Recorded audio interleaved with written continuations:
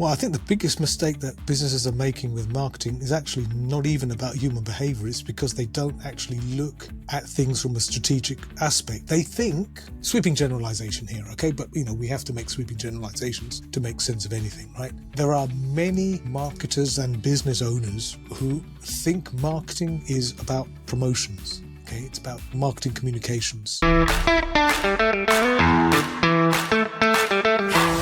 Hey guys, welcome back to the Scale Smart, Grow Fast podcast. Marketing isn't broken, it's misunderstood. And in this episode, Gee Ranasinha, CEO of award-winning agency Kexino and visiting professor of marketing and behavioral science at multiple universities, explains why most marketing efforts fail, not from lack of effort, but from lack of understanding human behavior. With over 17 years helping startups and businesses in over 20 countries, he reveals how shifting from efficiency to effectiveness and from tactics to psychology can dramatically improve marketing ROI for growth-minded CEOs.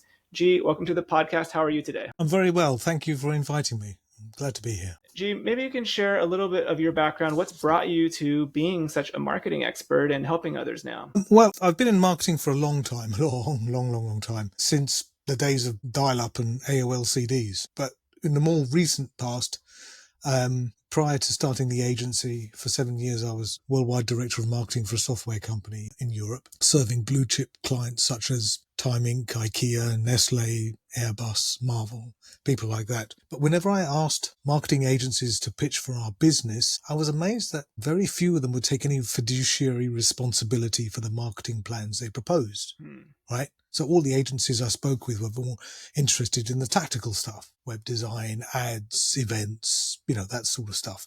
Nobody was asking me about the business result on which the marketing plan needed to deliver, which I thought was a bit crazy. I thought that there was an opportunity here for a marketing agency who took a different kind of approach, an approach which was aimed at looking at a business first approach for marketing, looking at the business result the marketing was destined to achieve and using the appropriate tool sets. And I couldn't find an agency that took that kind of approach. So we started our own. It was back in January 2008, which you'll recall was not exactly the best time to start a marketing agency or anything. Yeah.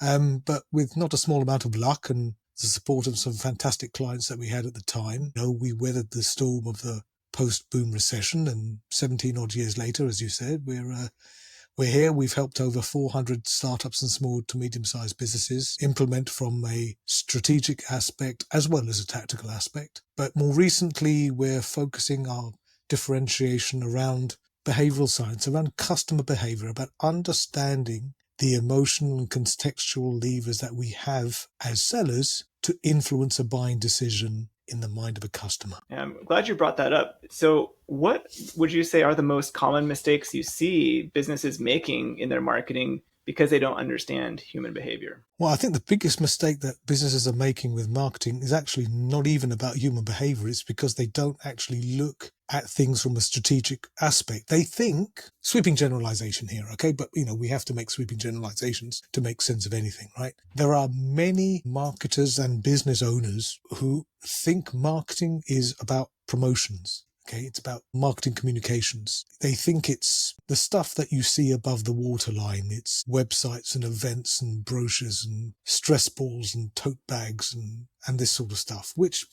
certainly part of marketing. Promotions is part of marketing. All promotions is marketing, but not all marketing is promotions. Promotions is a tiny percentage of what marketing is all about. And I think looking at it from a more strategic perspective is absolutely vital.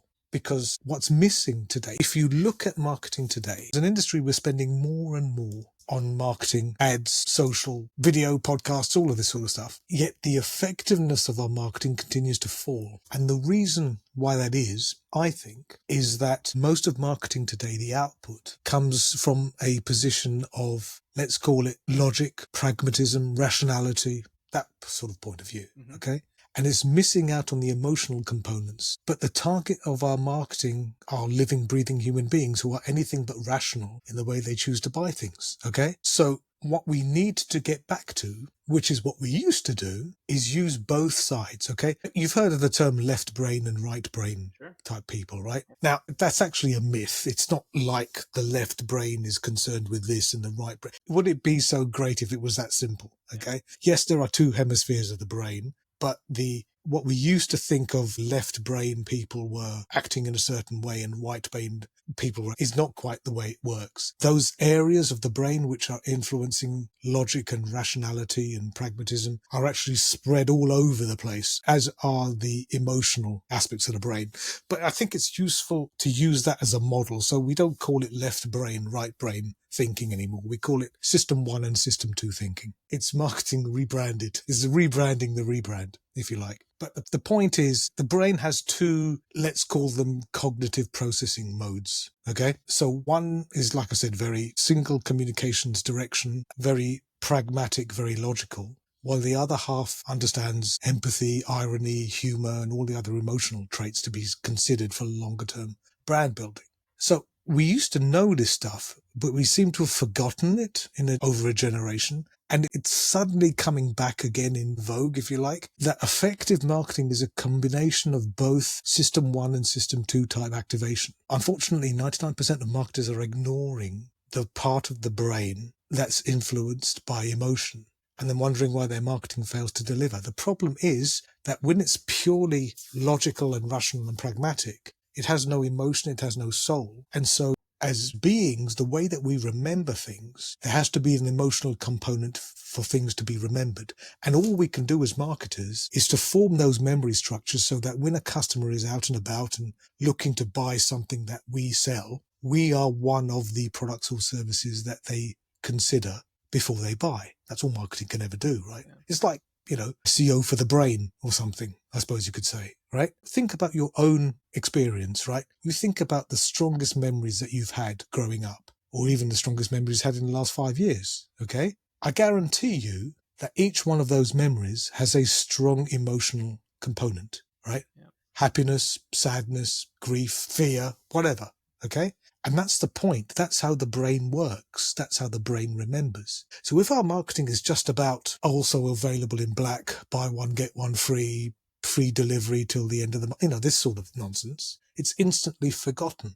Okay. So when you are in the position to buy, well, you're not thinking of my product. We need both sides. It's not just doing the emotional stuff. We need to have the narrative, the anecdotal stuff in there as well, because we need to give ourselves an excuse for buying whatever we're buying. In essence, what the narrative does, the story part of the subject. And I think many of the marketers today are missing a trick because emotional component of their marketing messaging is missing. And you can see it every day. You look at two pieces of marketing communication by two different brands, but are in the same category. They're competing with one another. Right? If you covered up the logos of the two pieces of communication, 9 times out of 10, the actual words could be interchanged between the two brands, right? There's no distinctiveness. There's no differentiation between what one brand is selling and another brand is selling.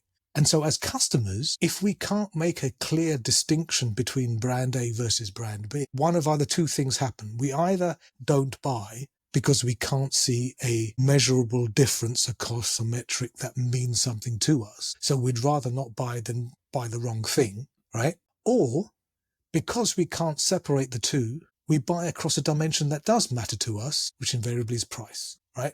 And as soon as you buy on price, there's always going to be someone somewhere who's prepared to sell it for less, and you're on a downward spiral, and that's not a race that you want to win, is it? No. You don't want to be in that race to the bottom. So given the need to have the balance of the two different systems, what should business leaders keep in mind when coming up with marketing strategy and talking to their marketing team to make sure they've got that emotional component? It's actually quite easy. I read an article, I think it was on HBR, on Harvard Business Review about 3 or 4 months ago, which did a small survey and came to the conclusion that 60% of C-suite marketers hadn't spoken to a customer in the previous 6 months, which I thought was scandalous, right? Because that's the whole point of marketing, right? At its essence, marketing brings the voice of the customer to the business, right? To the boardroom table, right? So everything starts and ends with the customer, because it's the customer who's paying all our salaries at the end of the day, right? So it's having a fanatical interest in customer research, asking the right types of questions and revisiting the answers to those questions on a regular basis. And the thing is, if you have a customer base that buys frequently from you, buys repeatedly, I should say, from you, there is some loyalty already there. And 9 times out of 10, these people are only too happy to help. Existing customers are our biggest advocates. They want us to succeed. They want us to do well. Now, sometimes that fanaticism can work against us because they end up telling us what we want to hear, what they think we want to hear rather than the truth. So quite often it's good to have an intermediary in between you and them. Could you give like an example of a situation like that when they might tell you what you want, they think you want to hear? They'll say, why did you buy our product over the competitors? Oh, because it's better quality, because it's available in blue, because it actually solves my problem better than the competitors. When in actual fact, the only reason they did it was because procurement said that they had to buy from us rather than buy from somebody else. Or they didn't like the salesman from the competitive company because that when the salesperson came to see them, they had bad breath or there was a very funny smell in the air. The thing is, we're very good at coming up with BS excuses as to why we buy stuff. Excuses which sound, again, logical and plausible and rational and make us sound like we're doing everything by the numbers. But that's not how we buy. That's not the truth, right? Because if it were, then salespeople wouldn't have to be personable, right? We wouldn't need branding. If to sell cologne, right, we wouldn't have to spend millions of dollars on shapes of bottles and complicated printing technologies and, multi-million-dollar ad campaigns. We could just have a white squeezy bottle and write on it with a Sharpie, and that would be it, right? We could buy by bullet point, but we don't. We're selling emotions. We're selling a dream, but we justify that from, whatever other reason, okay? Why do almost all toothpastes, why are they mint flavored, right? Because we con ourselves into thinking, the reason why I brush twice a day is just want to make sure that I get rid of tartar. I want to eliminate cavities. I don't want to have, build up of this, that, and the other. No, it's because we don't want bad breath, right? Minty fresh smell is the real reason why we're motivated to brush our teeth. Yeah. It's this sort of thing. And why we have the bubblegum flavored for the kids. Exactly. Every day, your top performers are buried under emails, scheduling, and reporting. Work that doesn't move the needle. The result? Frustration, burnout, and worst of all, lost revenue. That's why we created the Executive's Guide to Scaling High Performers, a simple, battle-tested framework to eliminate busy work and unlock your team's full potential. Inside, you'll get the exact steps top executives use to retain A players, boost productivity, and free up their team for high-impact work. Stop losing revenue. Go to workergenics.com/growthhub or check the episode notes to download the Executive's Guide to Scaling High Performers now. Business leaders are under intense pressure to get quick results with marketing and their lead gen, obviously have a great ROI, but also to have a long-term trust with their customers, kind of what we talked about. How do you help businesses strike that balance in having the good ROI, the quick turnaround, while having the long-term relationship? Marketing needs to be divided into two halves. One half is called brand awareness marketing. The other half is called sales activation, or sometimes it's called performance marketing. I don't like the term performance marketing because surely all marketing is designed for performance, right? You don't want non-performant marketing, do you? Exactly. The point is they need to be divided, and they're divided asymmetrically. They're not divided in half. So the brand awareness stuff is about the company, the ambitions of the company, who they are as a company, and the values that we as customers associate with that brand. Okay? It's the sort of stuff that you see from, let's use Coca-Cola as example. Okay? It's all very much, I go back as far as I'd like to teach the world to sing, right? I don't know if you remember that, but holidays are coming every Christmas, that's okay. They never say, 12 pack of Coke for the price of 10, right? Only till the end of, no, they never do that stuff. Okay. It's always aspirational lifestyle type stuff because that's the stuff that creates emotion, right? So effective marketing needs to be brand awareness marketing coupled with the sales activation stuff. The buy one, get one free delivery only available in blue. We need to do both because of the way a thing called the 95 rule works. Okay, so the 95-5 rule, which was a conclusion from a guy called Professor John Dawes from the Ehrenberg Bass Institute of Adelaide, Australia, which is the foremost marketing research university in the world, and it's quite easy to explain. Anytime we do a piece of marketing, 95% of the people who could be in the market to buy whatever we're selling are not in the position to buy at the exact time they see our message. Okay. Now they may be ready tomorrow. They may be ready to next week, next month, 6 months, 6 years. Okay. What depends what you're selling, the market, the buying cycle, lots of things. But the point is only 5% are in market, what we'd call in market, at the position to buy at that exact time. Well, yes, that 5% is important. The thing is, everybody else is going after that 5%, right?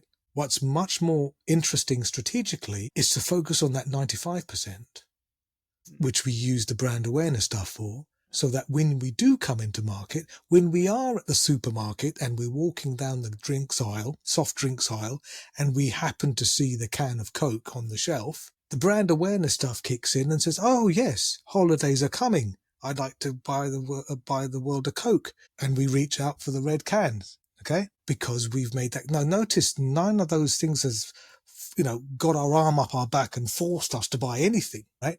SEO for the brain. It's created those memory structures based from emotion where we can see, oh, not only do I remember Coca-Cola, but they have 12 cans for the price of 10. Oh, job done. It straight in the shopping basket. Job done. Yeah. So the marketing needs to be divided. The exact ratio between brand awareness and sales activation depends on your business, your customers, your industry, your product, lots of things. But as a guide, rule of thumb, if you like, it's about 60% brand awareness, 40% sales activation. You spend more on the longer term stuff, less on the performance stuff.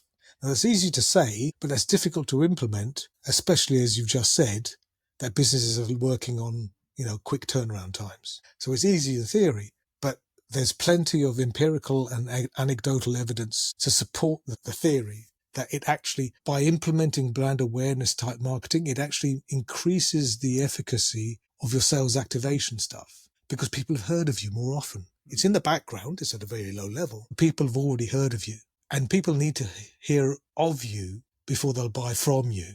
So it works for both sides. So you mentioned earlier about the importance of the ROI in the marketing strategy. Do you find that by separating the strategies, having the brand awareness, having that maybe as a larger portion that's kind of in the background, is there a way to do that in a very cost effective way? Maybe because you are not competing with everyone else who's going after the 5% that we mentioned that we're in the position to buy now, and maybe focusing more on that 95%, maybe there's more cost-effective ways to reach those than the 5% because you're not competing against others. Have you found anything like that? No, the competing is pretty much the same. What changes is the conversion rate. You're still in the same pond with the same amount of competitors, but because the customers have already heard of you beforehand more often than they've heard of the competitors, there's a predisposition for them to buy from you as opposed to them because of the familiar. There's a thing in marketing called excess share of voice, or just share of voice. There is a strong correlation between share of voice and share of market.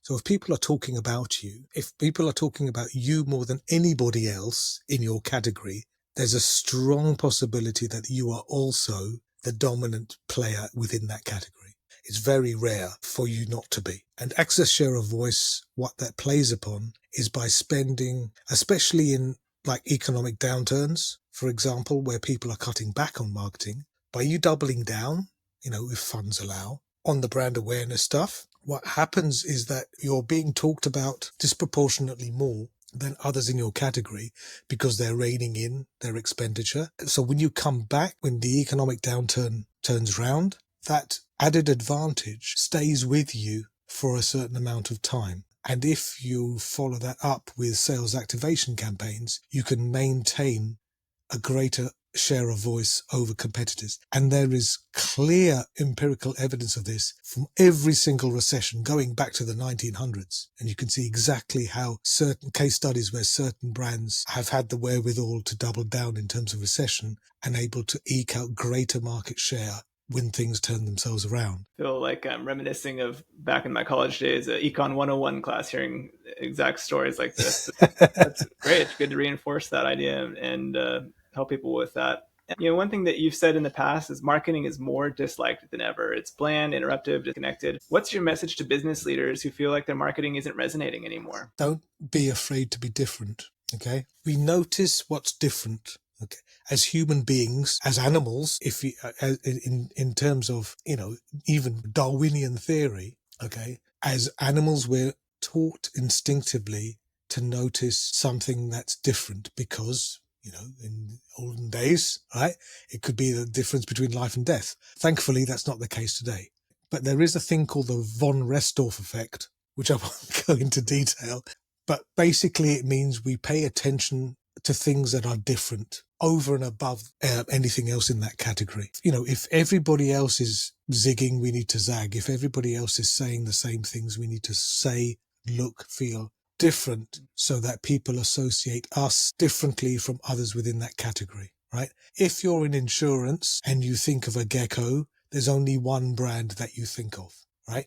And there's a reason for that. It's distinctive brand assets. It's being differentiated from the others in their field. Unfortunately, there are too many business owners and marketers and business owners who want to be the same as everybody else. They want to blend in, and yet they need to stand out. It's like, hang on, you need to be one or the other. The most dangerous place to walk on the street is right in the middle of the street, right?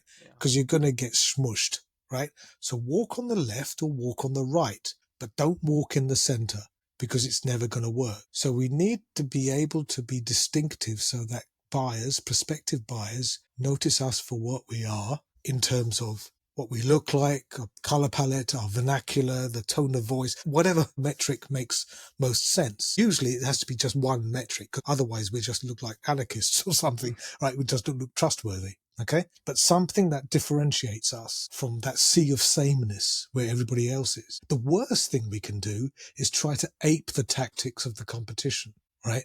Because if we try to be, firstly, if we're being inauthentic, but if we try to be like somebody else, what happens is when the customer sees our marketing, they think of them instead of thinking of us, right? So it just reinforces what they already know about the competition. We're just helping your competitor indirectly and paying for the privilege. Yeah. So it's not a question of being brave. It's a question of actually making marketing work for you. And the only way to do that is to stand out. You can't do it by blending in. So if you're uncomfortable with that, then don't spend a cent on marketing, because you will be wasting your money. So as we wrap up here, what upcoming market trends or shifts should business owners be zeroing in on in the next 6 months and really be paying attention to? I think AI, but not the AI answer that you'll think I'm going to give you. Okay. So it's not about better, faster, cheaper. It's about quality. What AI is doing to our industry, as well as doing to pretty much every other industry, is if you look at the top and the bottom of the industry, it's bringing the bottom up. It's not really doing very much to the top. Okay. So the amount of not very good marketing is now all of a sudden less mediocre than it was, because AI has rounded the edges and made a lot of stuff more than, consumable, right? The problem with that is it's created even more generic, vanilla, non-communicative stuff that doesn't stand out. The challenge for marketers, as always, is to be noticed. So when we all have the same tools, which we do, right? We need to compete upon a metric which can't be automated and scaled in the same way. And for me, in my opinion, that is from the understanding of how buyers buy, of how the human brain works, and by pulling the emotional levers that get us to buy. I think the future of marketing is not technological, it's psychological. We shouldn't be asking ourselves, how does Instagram work? How does the LinkedIn algorithm work? How does TikTok work? We should be asking ourselves, how does the human mind work? How do customers work? Because that unlocks the strategic advantage that we'll have over our competitors, because they won't be doing that to the same level that we can. Everybody will be doing it uniquely and standing out. Awesome. Gee, you have shared some incredible advice with our audience today. If people want to continue the conversation and learn more, What's the best way for them to get connected with you? Best way to reach me is on LinkedIn. You may find this hard to believe, but would you believe there's only one Gee Ranasinha on LinkedIn? Wow.